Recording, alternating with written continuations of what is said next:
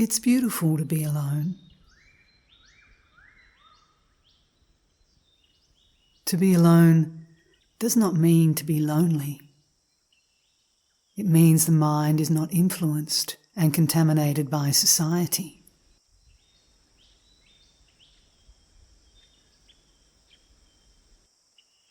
It's no measure of health to be well adjusted to a profoundly sick society.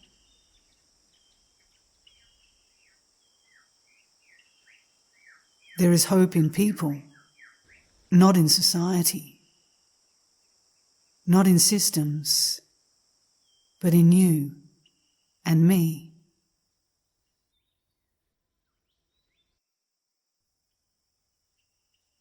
To be free comes not from changing or fixing this world, but from seeing this world as it is and opening the heart in the midst of it. Change in society is of secondary importance. That will come about naturally, inevitably, when you, as a human being, bring about the change in yourself.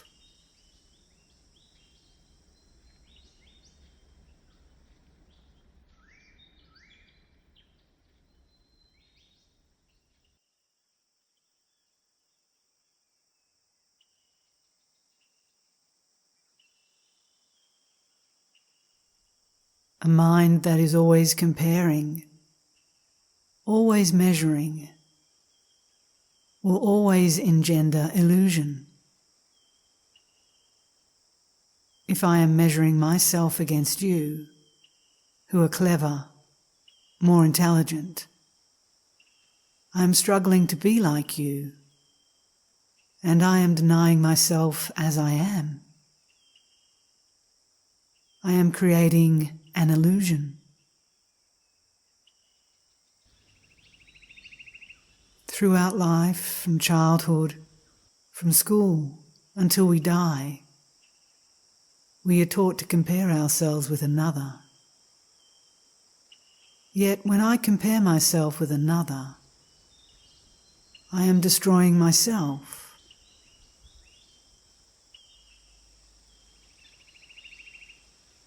When you call yourself an Indian or a Muslim or a Christian or a European or anything else, you are being violent. Do you see why it is violent? Because you are separating yourself from the rest of humankind. When you separate yourself by belief, by nationality, by tradition, it breeds violence. So a person who is seeking to understand violence does not belong to any country, to any religion, to any political party or partial system. They are concerned with the total understanding of humankind.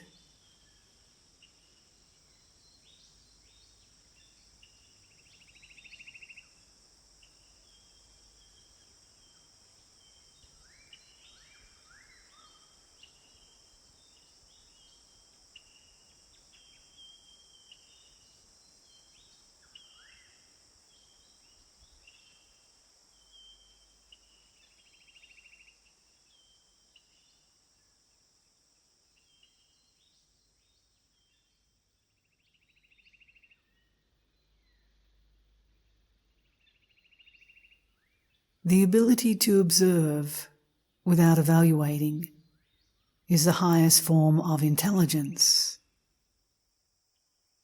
If I want to understand something, I must observe. I must not criticize. I must not condemn.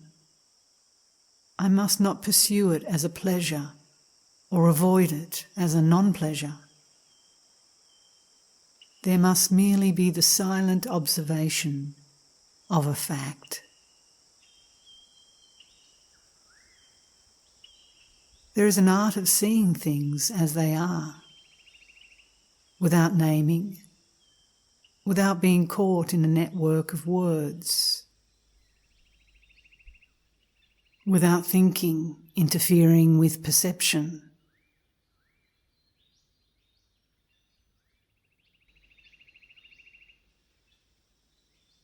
A lily or a rose never pretends, and its beauty is that it is what it is.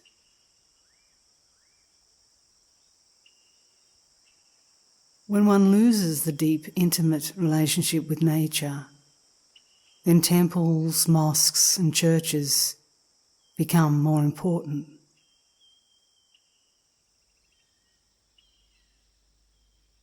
Only when the mind is still, tranquil, not expecting or grasping or resisting a single thing, is it possible to see what is true. It is the truth that liberates, not your effort to be free.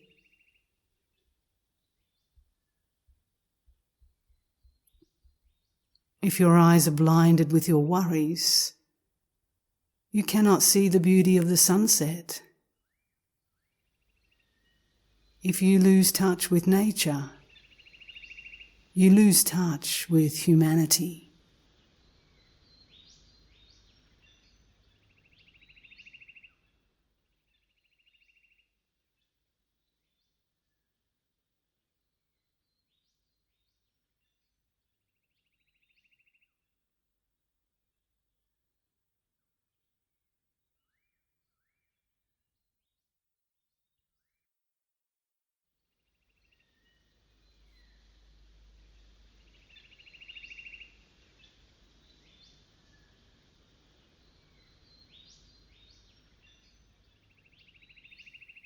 The more you know yourself, the more clarity there is. Self-knowledge has no end. You don't come to an achievement. You don't come to a conclusion. It is an endless river.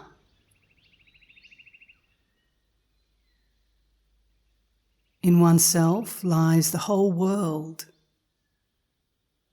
And if you know how to look and learn, the door is there and the key is in your hand. Nobody on earth can give you either the key or the door to open, except yourself.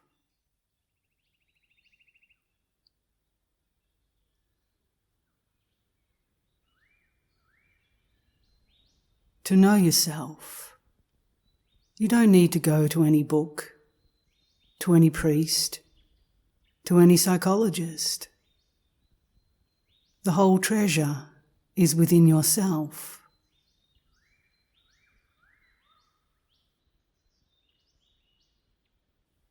Why do you want to read others' books when there is the book of yourself?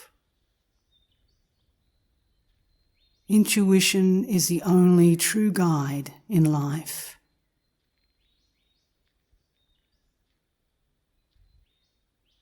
And meditation is not a withdrawal from life.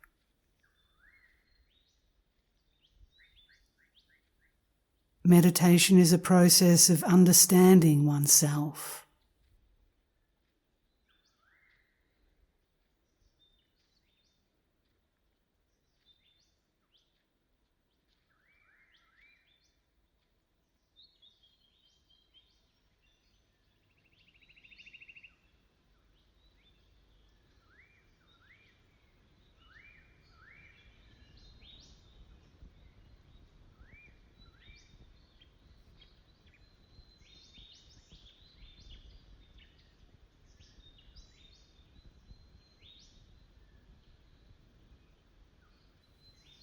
It is a timeless spiritual truth.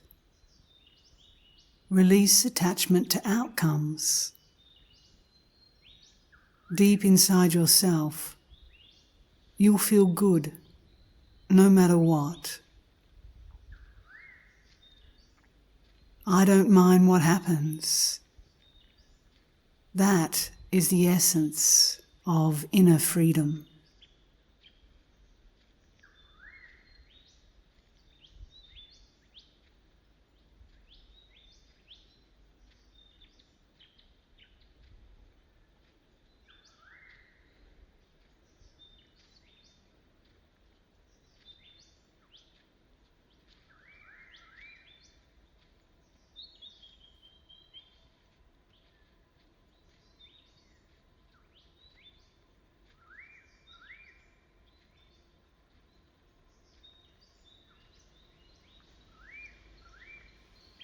Find out what it means to die.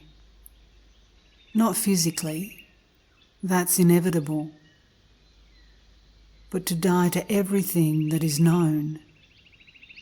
To die to your family, to your attachments, to all the things that you have accumulated. The known pleasures, the known fears.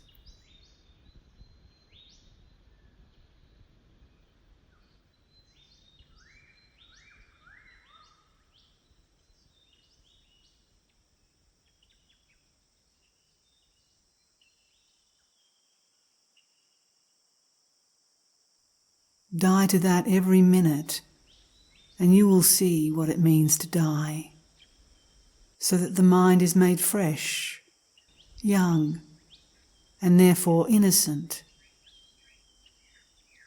so that there is incarnation, not in a next life, but the next day.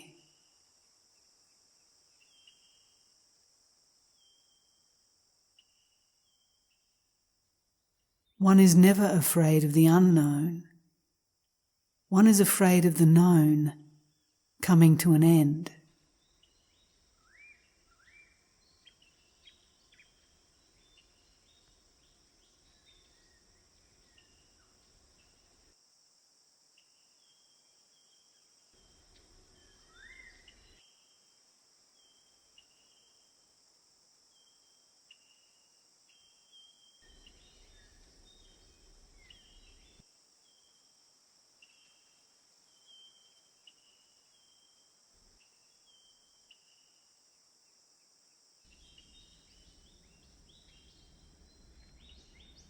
Awareness is observation without choice, condemnation, or justification. Awareness is silent observation, from which there arises understanding without the experiencer and the experienced.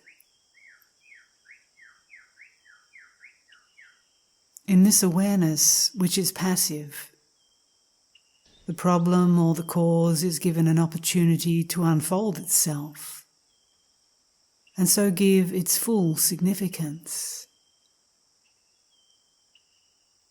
In awareness, there is no end in view to be gained, and there is no becoming.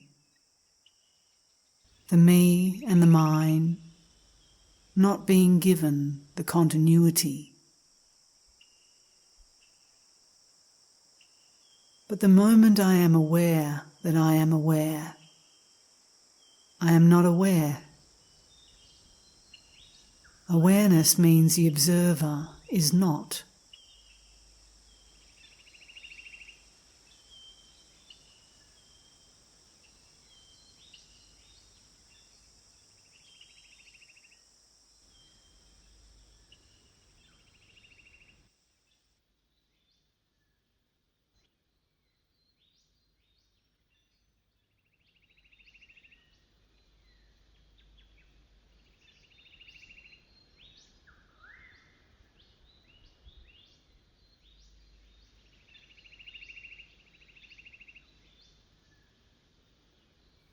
Silence is difficult and arduous. It is not to be played with. It isn't something that you can experience by reading a book. or by listening to a talk, or by sitting together, or by retiring into a wood or a monastery. I'm afraid none of these things will bring about this silence. This silence demands intense psychological work. You have to be burningly aware. Aware of your speech, aware of your snobbishness, aware of your fears, your anxieties, your sense of guilt.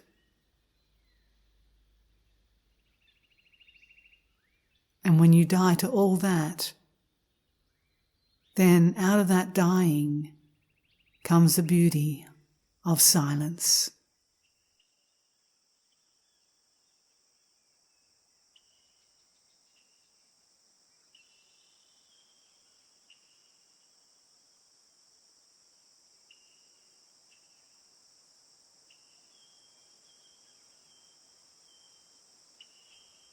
Happiness is strange. It comes when you are not seeking it, when you are not making an effort to be happy. Then, unexpectedly, mysteriously, happiness is there, born of purity, of a loveliness of being.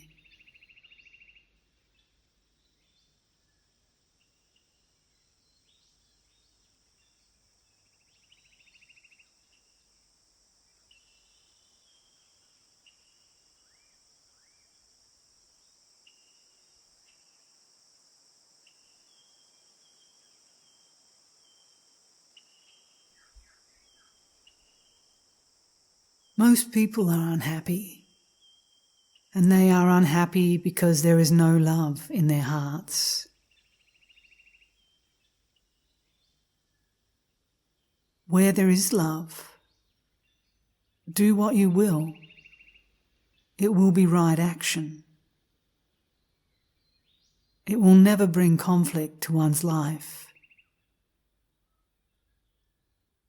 In the flame of love, all fear is consumed.